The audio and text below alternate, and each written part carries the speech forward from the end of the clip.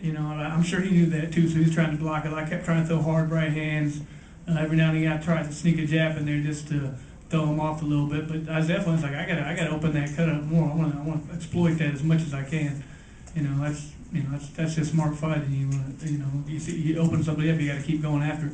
And but I definitely felt like I could tell for him mentally that it was a problem for him. You know, he didn't like the fact that he was cut open, bleeding all over the place. I could see a little bit of his energy go down. And I just figured I want to try and pick up the body shots and really try and make him quit. But he's a tough guy. He stuck it out the rest of the time and put up a great fight. So he did a good job.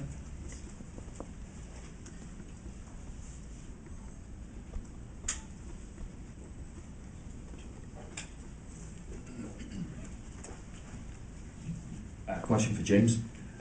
James, being a welterweight, you're suddenly thrust into the middle of what is probably one of the most competitive divisions in the UFC.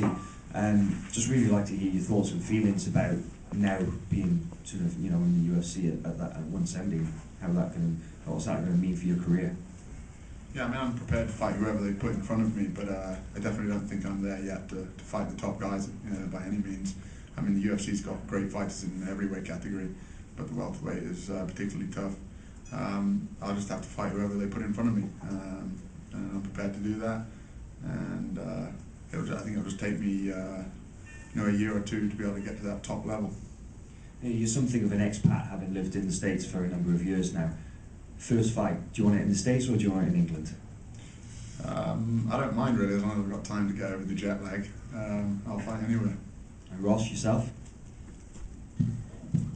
Yeah, you know, I would love to fight back at home, back in England, get some support back in England, get all my fans down there. But you know, I love coming over to America, fighting in Vegas. I mean, it's the home of where the UFC is. It's the biggest, brightest lights. You know what I mean?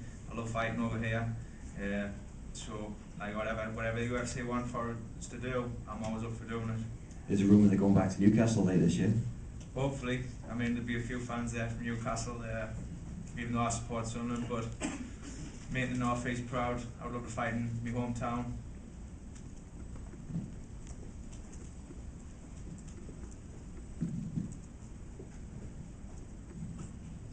Any last questions? We're gonna go ahead and wrap this up. I'll let Chris, Ross, and James go.